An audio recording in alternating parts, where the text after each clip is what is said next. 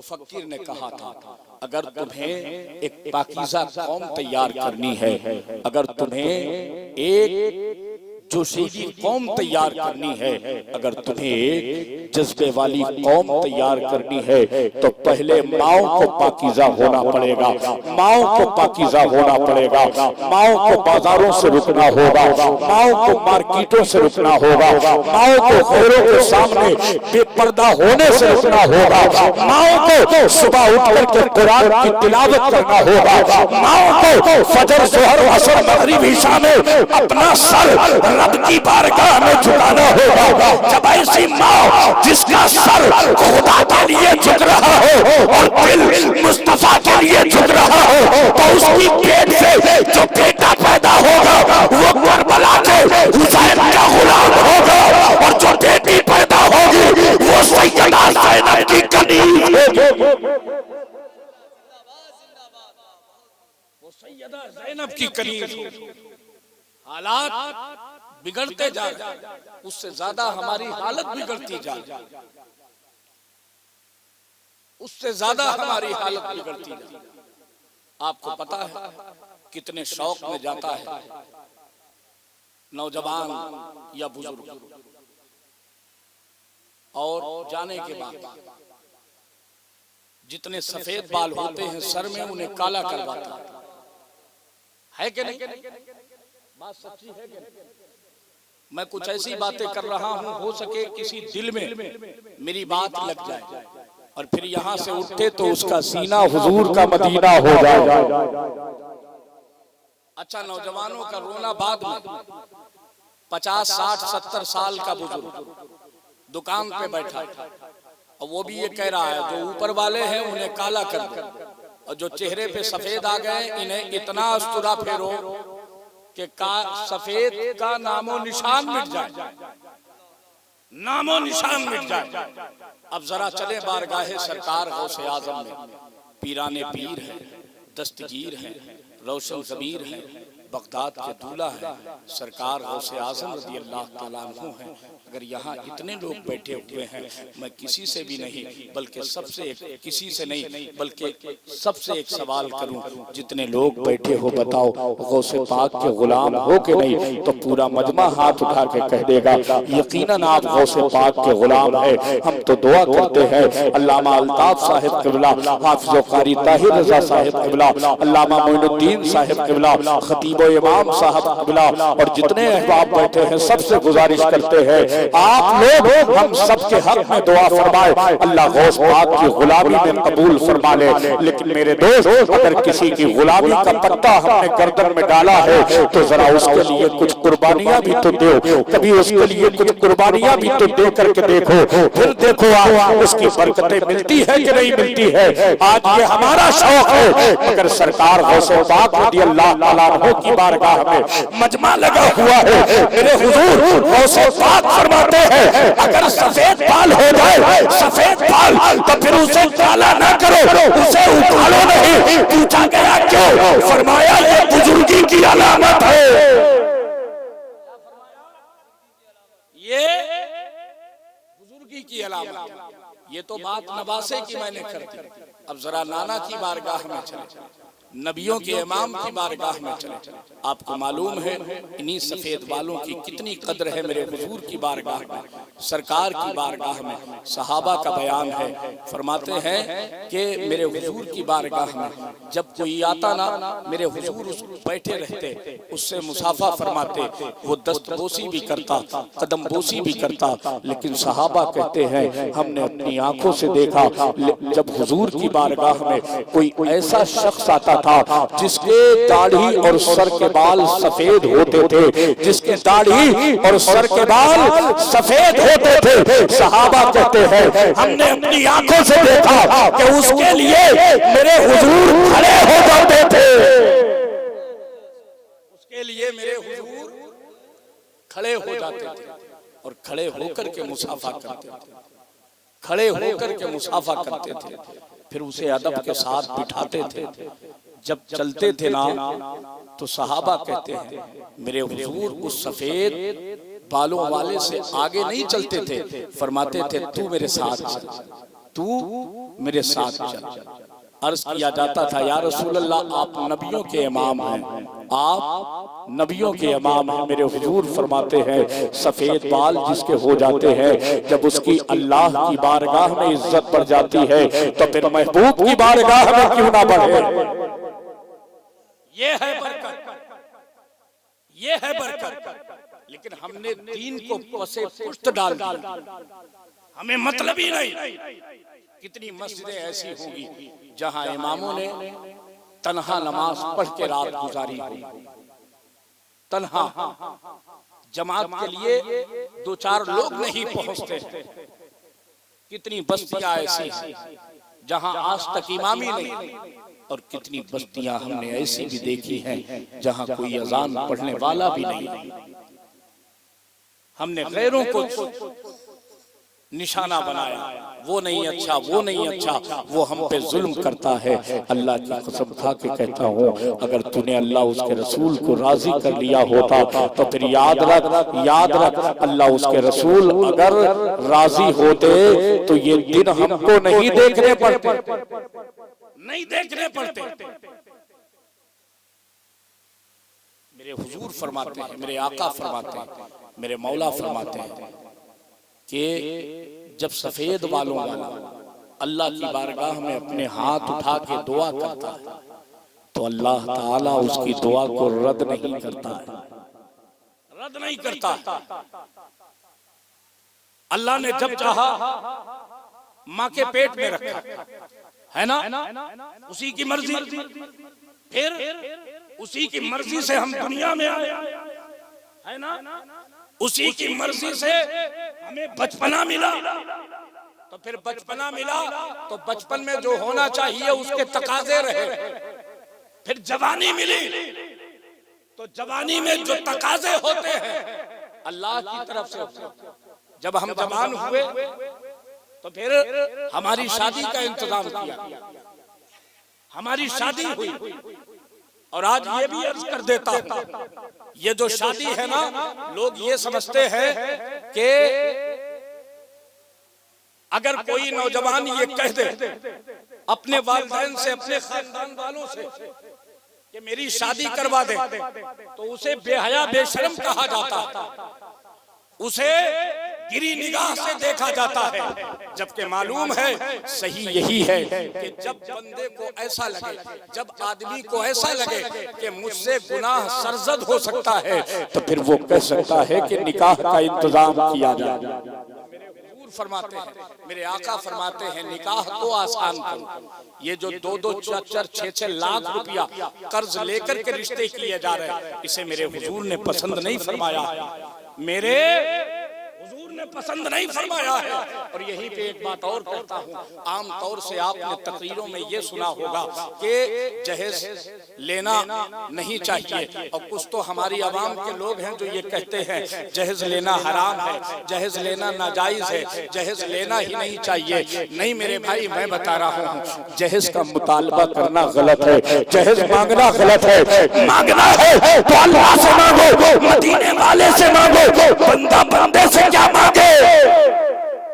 मांगना गलत है, लेकिन देना ये मेरे हुजूर की सुन्नत है। जरा बोले ना, देना ये मेरे हुजूर की सुन्नत है, और लेना मौलाए कायनात की सुन्नत है। लेना मौलाए कायनात की सुन्नत। मगर ये लेन देन ऐसा हो कि दूसरे को जिल्लत का सामना न करना पड़े। ये लेन देन ऐसा हो, ऐसा नहीं कि तूने 4 पहिया गाड़ी मंगा के दरवाजे पे खड़ी कर दी। करीब में एक गरीब बाप भी है जिसकी गरीब बेटी भी है, वो साइकिल देने की हैसियत नहीं रखता। अगर उसका दिल दुखाना तो फिर इसका हिसाब तुझे अल्लाह की बारगाह में देना। मेरे हुजूर फरमाते हैं, पड़ोसी अगर घर में गोश्त लाया ना, गोश्त लाया तो फिर इतना ला कि थोड़ा सा पड़ोसी को भी दे, थोड़ा सा पड़ोसी को भी दे। और अगर इतनी इस्तात नहीं रखता, इतनी गुंजाइश नहीं रखता, इतनी रकम नहीं रखता, तो फिर जो गोश्त लाया है ना, अपने घर में अपनी बीवी से बोल उसमें इतना शोरबा कर दे, उसे ऐसे पकाए कि उसकी अच्छी खुशबू गरीब के बच्चों तक न पहुंचे, गरीब के बच्चों तक न पहुंचे। अगर उसके बच्चे तड़पे ना और वो गरीब बच्चे अपने गरीब बाप के गरीब दामन को थाम कर रोए, और उन्होंने कहा ना माँ के आंचल को थाम करके, अम्मा मुझे भी चाहिए, बाबा मुझे भी ला करके दो, तो जब वो गरीब बाप, वो गरीब माँ और उसके गरीब बच्चे रोएंगे तो इसका हिसाब तुझे क़यामत के दिन देना होगा। समझ रहे हैं आप?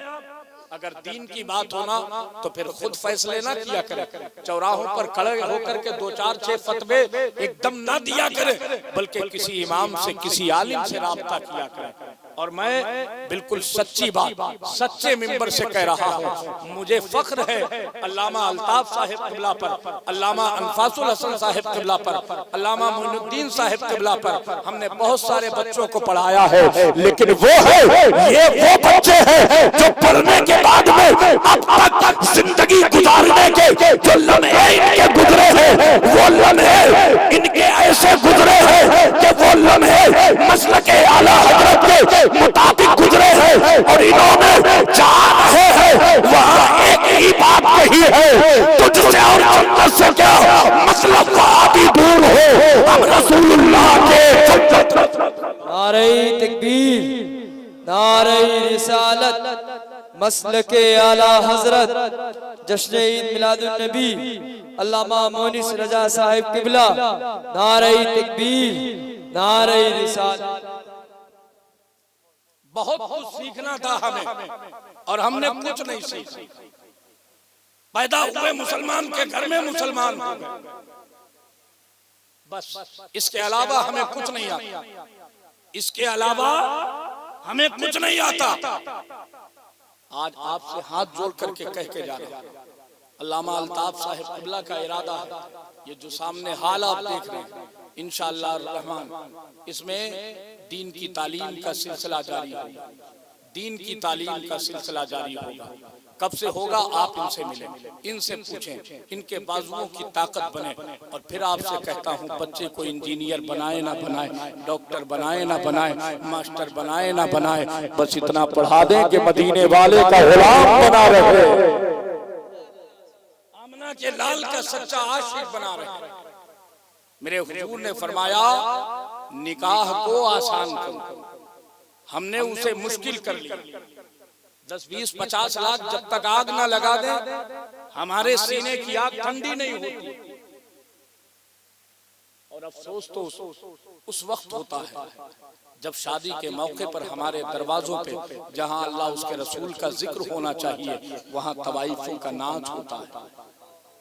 जहां हुजूर की महफिल होनी चाहिए, वहां डीजे बजते हैं। जहां शायरों को नाते नबी, आलिमों को अज़मते मुस्तफा पे तकरीरें करनी चाहिए, वहां हमारी बेटियां हमारी निगाह के सामने नाचती। और खुद एक बाप जो बेशर्मी का पुतला बन करके कहता है बेटी ऐसा नाचना कि पूरे मोहल्ले में नाम हो जाए, बेटा ऐसा नाचना कि पूरे मोहल्ले में तेरा नाम हर जबान पे हो। यार ये कैसी हमारी सोच है, ये कैसी हमारी फिक्र है। भला कोई नाचने वाली नाम पैदा कर सकती है? भला कोई नाचने वाला दुनिया में नाम पैदा कर सकता है? हमारी जिंदगी ऐसी नहीं है कि हम अपनी बेटी और बेटियों को नचाएं, बल्कि हमारी जिंदगी ये है कि अगर हमें कहना है ना, तो फिर अपने बच्चों और बच्चियों से ये कहे, बेटे एक लम्हा भी ऐसा ना गुजरे कि उस लम्हे में तू मदीने वाले पे दरूद न पढ़े। एक लम्हा भी ऐसा ना गुजरे जिस लम्हे तेरी जबान पे हुजूर का दरूद ना हो, हुजूर पे दरूदो सलाम की डालियां ना हो तेरी जबान पे। निकाह आसान करो, खुदा के लिए इसे मुश्किल ना करो।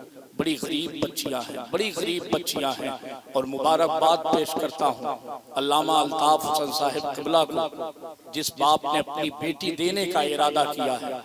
इनके ससुर को मैं मुबारकबाद पेश करता हूँ, डॉक्टर, इंजीनियर, मास्टर और हवेली वाला, जायदाद वाला, पैसे वाला, कोठी वाला, बंगले वाला, गाड़ी वाला, बैंक बैलेंस वाला, ये अपनी जगह, लेकिन तुम्हें मुबारकबाद इस बात पे पेश कर रहा हो, तुमने उसे अपनी बेटी के लिए चुना है, उसे अपनी बेटी के लिए चुना है कि जब कयामत का दिन होगा तुम्हारा दामाद आलिमों की सफ में खड़ा होगा और तुम्हारी बेटी आलिमों की जहां बीवियां होगी उस सफ में खड़ी होगी और कनीज़े जन्नत की तुम्हारी बेटी से कह रही होगी तुम कितनी खुश नसीब हो कि नाइबे रसूल तुम्हारे हिस्से में आया, नाइबे रसूल तुम्हारे हिस्से में आया। निकाह को आसान करो, बोर तो नहीं हो रहे, थोड़ी देर और निकाह को आसान करो। एक और बात, आज एक जहन बना हुआ है नौजवान, गुनाह के दरवाजे तो सारे ही खुले हुए, लेकिन अल्लाह उम्मत मोहम्मदिया की हिफाजत फरमाए। और आपसे कहता हूं, आपसे अर्ज करता हूं, अगर अल्लाह ने नवाजा है ना, अल्लाह ने दौलत दी है, तो फिर एक बार हुजूर के दरबार में पहुंचो, हुजूर का मदीना शरीफ देखो। कारी ताहिर रजा साहिब क़िबला लौटे हैं, जरा इनसे पूछो क्या तुम्हारा दिल करता था मदीने शरीफ की गलियों से आने का? क्या दिल करता था हुजूर का रौजा छोड़ने का? क्या दिल करता था मदीना शरीफ के दरो दीवार को छोड़ के आने का? यार, इनके बाप यहाँ, इनकी माँ यहाँ, इनकी बीवी यहाँ, इनके बच्चे यहाँ, इनके सारे घर वाले यहाँ, इनके सारे रिश्तेदार यहाँ, मगर ये क्या बात है कि मदीने शरीफ में दिल ऐसा लगता है कि अब जाने आने का दिल ही नहीं करता। तो फिर दिल से आवाज आएगी, दिल से आवाज आएगी। वही तो हमारे वो आका है जिनके बारे में हम कहते हैं जान है इश्क मुस्तफा, रोज वजू करे खुदा, जिसके हो दर्द का मजा, नाज़े दबा उठाए, नाज़े दबा उठाए। एक बार हुजूर का रौजा देख, मदीना शरीफ देख करके आओ, ये दुनिया का सारा खुमार उतर जाए, ये दुनिया की सारी खूबसूरतियां उतर जाए, और फिर एक ही बात जहन में और दिल में रह जाए, अब जब भी जाना है तो हुजूर की बारगाह में जाना। मदीने के खित्ते खुदा तुझको रखे, गरीबों फकीरों के बर लाने वाले। अपनी जिंदगी को बदले, कोशिश करें। अगर हम ना बदले ना तो फिर हमारी नस्ल भी नहीं बनेगी। अगर हम शराब पीते रहे तो हमारी औलादें पिएंगी, अगर हम जुआ खेलते रहे तो हमारी औलादें जुआ खेलती रहेंगी। शुरुआत जो है ना, शुरुआत हमारे बेटे की जब शादी होती है तो